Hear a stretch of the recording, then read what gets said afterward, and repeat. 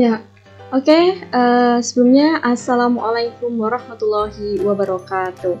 Ya, kembali lagi bersama dengan saya, Siska Wahyuningtyas Retnowulandari. Di sini saya akan menjelaskan tentang learning burnout di masa pandemi COVID-19. Nah, adakah dari kalian teman-teman semuanya yang merasakan hal ini? Oke, sebelumnya mungkin saya ulas sedikit tentang apa sih learning burnout itu. Nah, di sini learning burnout itu merupakan hal dimana kita tuh merasa jenuh untuk belajar. Ya, lagi-lagi karena belajar di masa pandemi itu tentu saja hal yang sangat membosankan untuk kita gitu. Kita harus jaga jarak, kemudian segala aktivitas kita memang sangat dibatasi oleh waktu, oleh ruang, tempat, begitu ya. Nah, di sini nantinya apakah kalian akan membiarkan kejenuhan belajar itu dibiarkan begitu saja, atau justru kalian akan berusaha untuk keluar dari permasalahan ini? Oke, simak baik-baik penjelasan berikut ini. Nah, jadi sebelumnya nih, perlu kita ketahui terlebih dahulu bahwa faktor penyebab dari learning burnout ini tuh ada 3 hal, teman-teman. Jadi yang pertama itu ada karakteristik pelajar. Nah, ini tuh karakteristik pelajar itu seperti apa gitu. Nah, jadi memang beberapa dari pelajar itu memiliki idealisme yang tinggi dan tipe pribadi yang perfeksionis, sehingga sulit untuk mengendalikan emosi dan kesulitan mengelola stres dikala kejenuhan belajar itu menghampiri dirinya. Nah, jadi bagi para pelajar yang ingin perfect dalam semua tugas yang dikerjakan atau dengan target yang ingin dicapai dengan pembelajaran daring dan di saat tidak memahami materi yang disampaikan oleh guru, maka akan membuat dirinya merasa jenuh. Itu untuk yang faktor pertama. Nah, kemudian faktor yang kedua adalah dukungan sosial. Nah, dukungan sosial ini berkaitan dengan lingkungan belajar maupun hubungan antara guru, orang tua, dosen, dan siswa. Nah, selama sekolah daring ini lingkungan belajar sangat menentukan kenyamanan untuk pelajar ya dalam memahami materi yang disampaikan oleh guru atau dosen.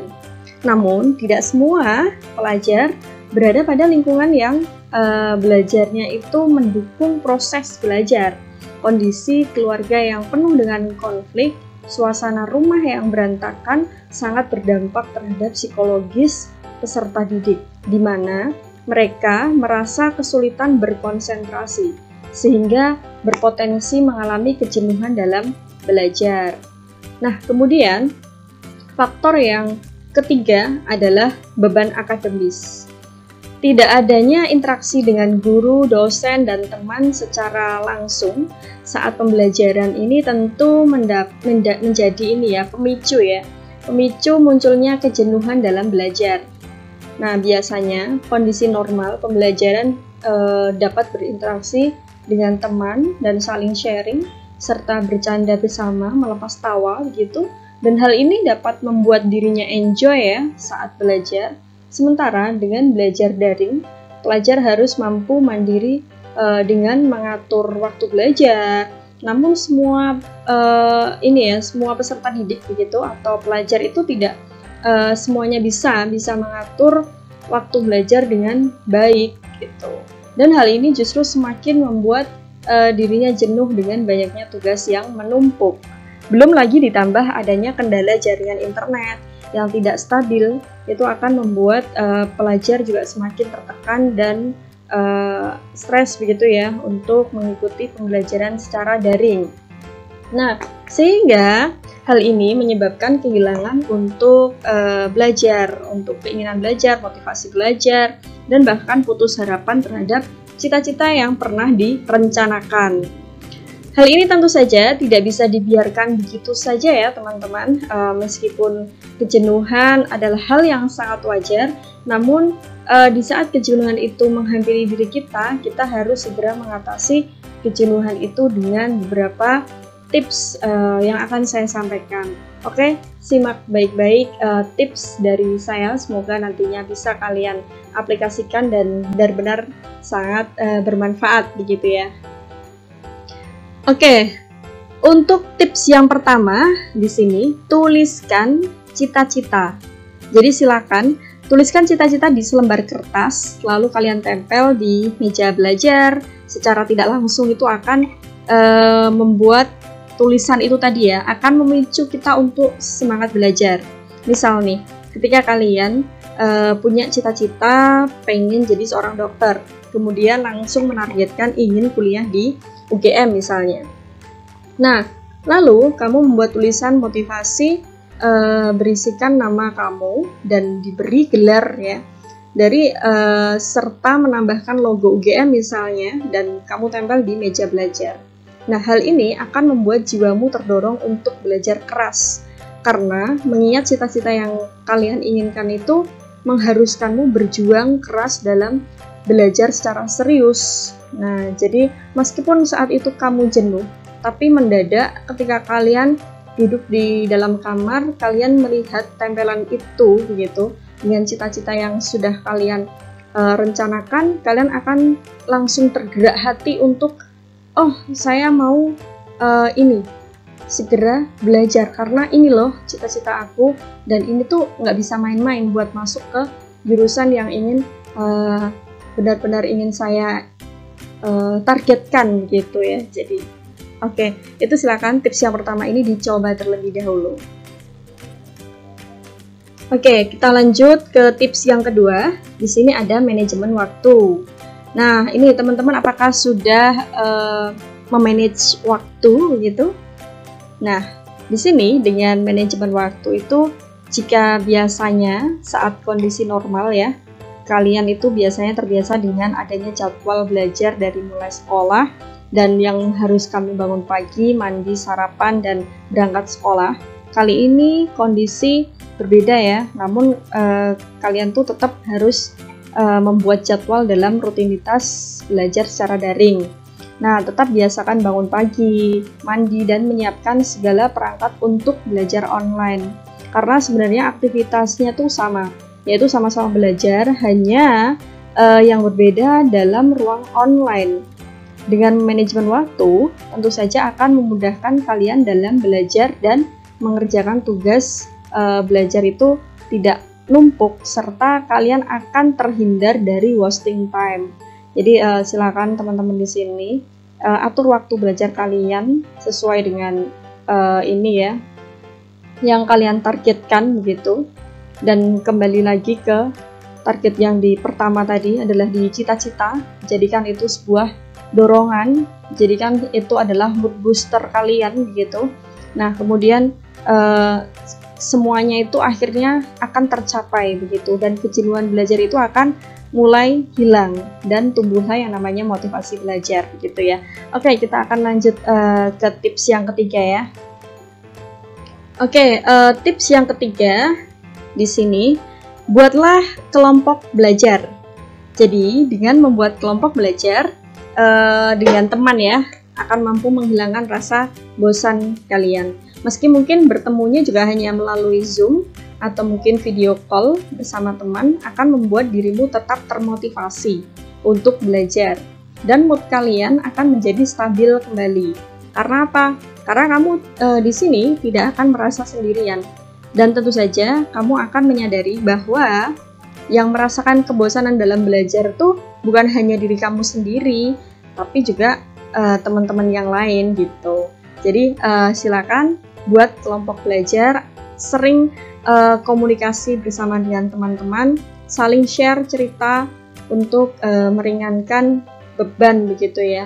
Dan akhirnya tugas tadi dengan kelompok belajar juga akan bisa terselesaikan sesuai dengan deadline begitu. Oke, kita next lanjut ke tips yang keempat ya. Nah, tips yang keempat di sini ada me time. Nah, di sini berikan waktu untuk teman-teman itu untuk diri sendiri ya. Nah, dengan melakukan aktivitas yang kalian suka, misalnya melakukan hobi seperti menonton film atau drama Korea ya. Di sini pasti teman-teman banyak banget nih yang suka sama drama Korea gitu ya. Nah, mungkin juga bisa dengan membaca buku favorit, bermain game gitu. Nah, dan juga bisa mendengarkan musik atau bernyanyi, serta kegiatan yang lainnya sesuai dengan diri masing-masing dari kalian ya teman-teman.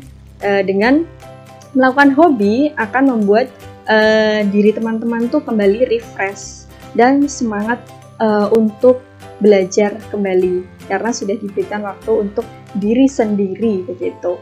Nah, jadi silakan teman-teman tuh juga harus peduli dong sama dirinya sendiri ya. Jadi berikan me time untuk diri kalian agar kebosanan itu juga bisa kembali kembali stabil menjadi semangat belajar begitu. Oke, next kita akan lanjut ke tips yang kelima ya. Nah, di tips yang kelima ini teman-teman mungkin tidak banyak yang melakukan hal ini ya, yaitu adalah belajar dengan gaya belajar. Jadi gunakan gaya belajar yang sesuai dengan diri kalian. Karena apa? Karena terkadang kebosanan dalam belajar itu ya karena kita tidak memahami materi yang sudah kita istilahnya mencoba untuk memahami tapi nggak paham-paham, dan kita nggak tahu kenapa kita kok nggak paham. Terkadang ada kesalahan dalam belajar, yaitu tadi belajar belum sesuai dengan gaya belajar. Jadi misalnya nih teman-teman bisa nyaman ya, misalnya ketika nyaman dengan gaya belajar auditori, belajar sambil mendengarkan musik atau melalui video pembelajaran bisa dilakukan.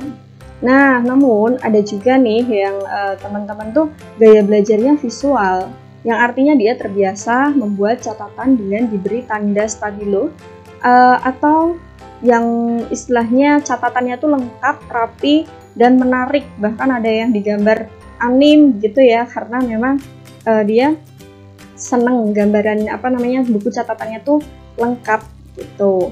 Nah, kemudian ada juga yang ternyata akan lebih mudah paham ketika belajar dengan gaya belajar kinestetik, yang biasanya terbiasa untuk melakukan sebuah eksperimen.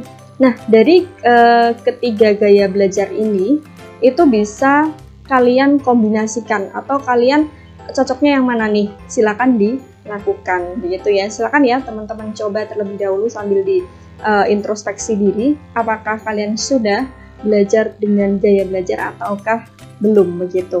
Oke, kita akan lanjut next ke tips berikutnya ya. Nah, di sini ada tips untuk setting ruang belajar. Nah, jadi buat ruang belajar yang menyenangkan dan nyaman untuk kalian belajar. Misal, ruangan yang cahayanya terang dan terdapat cahaya matahari masuk sehingga suasana lebih fresh. Jendela terbuka sehingga sirkulasi udara baik. Bisa juga dengan menambahkan beberapa ornamen di di ruang kalian, di kamar kalian atau di ruang belajar kalian, seperti misalnya poster atau mungkin lukisan di dalam kamar untuk semakin membuat suasana indah dipandang mata dan nyaman untuk belajar.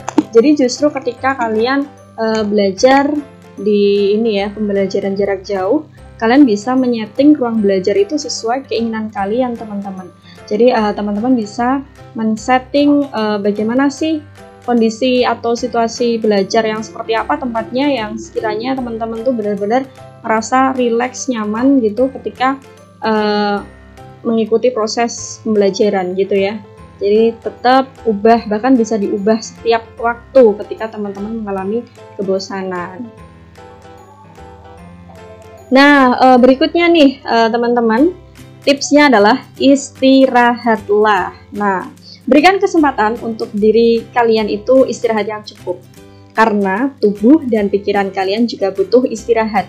Jangan terlalu memforsir diri kalian demi ekspektasi kalian yang tinggi dan selalu ingin perfect dalam segala tugas, namun lupa waktu dan lupa terhadap kesehatan diri sendiri. Hal ini tentu saja tidak baik untuk diri kalian sendiri. Jadi berusahalah untuk tetap mencintai diri kalian dengan membiarkan diri kalian istirahat yang cukup ya teman-teman. Jadi silakan ingat dengan tubuh kalian sendiri, pikiran kalian juga butuh istirahat, dimana kalian tidak boleh menzolimi diri sendiri ya. Jadi boleh kita berekspektasi tinggi, tapi jangan sampai lupa untuk istirahat, karena istirahat adalah hal yang utama begitu. Oke, kita akan next untuk ke tips berikutnya. Nah, ini dia teman-teman, tips berikutnya adalah olahraga. Jadi lakukan olahraga ringan. Hal ini akan membuat tubuh kalian tuh sehat secara fisik dan tentu saja akan meningkatkan mood secara mental. Lakukan olahraga ini secara rutin di setiap pagi hari. Karena udara di pagi hari masih sangat segar dan bebas dari polusi, lakukan sekitar 30 menit setiap hari. Maka dirimu akan merasa sangat sehat secara fisik dan juga mental. Nah, di sini kalian juga mampu untuk selalu berpikir positif dan selalu tetap semangat. Nah, jadi silakan sempatkan untuk olahraga. Jadi agar teman-teman juga bisa lebih relax begitu, dan juga tubuhnya tuh sehat ya, tubuh sehat, pikirannya juga lebih ke bisa berpikir secara positif, dan itu akan menambah semangat untuk kembali belajar dengan ekstra semangatnya gitu. Oke, kita akan menuju ke tips yang terakhir ya teman-teman. Nah, tips yang terakhir adalah nutrisi. Berikan nutrisi yang baik sebagai sumber energi untuk melakukan berbagai aktivitas, terutama aktivitas kegiatan belajar. Konsumsi makanan yang sehat seperti sayuran, buah, ikan atau daging, susu, dan vitamin. Serta perbanyak air putih. Nah, silakan teman-teman juga jangan sampai lupa konsumsi makanan yang sehat ya. Karena ini sangat berdampak sekali terhadap kita proses belajarnya, memahami materinya, dan juga untuk berpikir jauh lebih positif juga salah satunya adalah dari nutrisi yang kalian makan gitu ya. Nah, oke, itu tadi tips-tips ya. Semoga ini ya teman-teman semuanya bisa dilakukan dan semoga benar-benar bermanfaat untuk kalian semuanya. Oke, jadi jangan biarkan kejenuhan belajar itu tidak terselesaikan dan akhirnya kalian berada di zona nyaman dengan tetap bosan belajar, tapi akhirnya kalian menyesal karena tiba-tiba kalian harus, misal yang SMA, tiba-tiba kalian harus sudah menentukan kuliah di mana, pendaftaran, dan yang lainnya begitu ya. Jadi silakan lakukan bagaimana yang sekiranya tips dari sekian ini cocok untuk kalian gitu. Oke, thank you teman-teman semuanya yang sudah melihat tayangan video ini. Jangan lupa untuk klik tombol subscribe, like, dan juga komen ya. Bisa menyampaikan komennya, misal besok membahas materi atau tema tentang mental health misalnya, atau mungkin materi-materi yang lainnya bisa langsung di kolom komentar ya teman-teman. Dan juga bagi kalian yang ingin bertanya atau berkonsultasi, kalian bisa langsung DM di Instagram Siska_Makbullah, nah, atau di Facebook Siska Wahyuningtyas Retnawulandari. Nah, saya tunggu ya teman-teman. Jadi intinya di sini adalah jangan biarkan masalah itu menghampiri kalian, tapi kalian tidak berusaha untuk menyelesaikan masalah. Karena setiap permasalahan harus diselesaikan dengan baik, agar tidak menjadi hal-hal yang negatif dengan diri kita. Oke, sekian dari saya. Kurang lebihnya mohon maaf. Wassalamualaikum warahmatullahi wabarakatuh.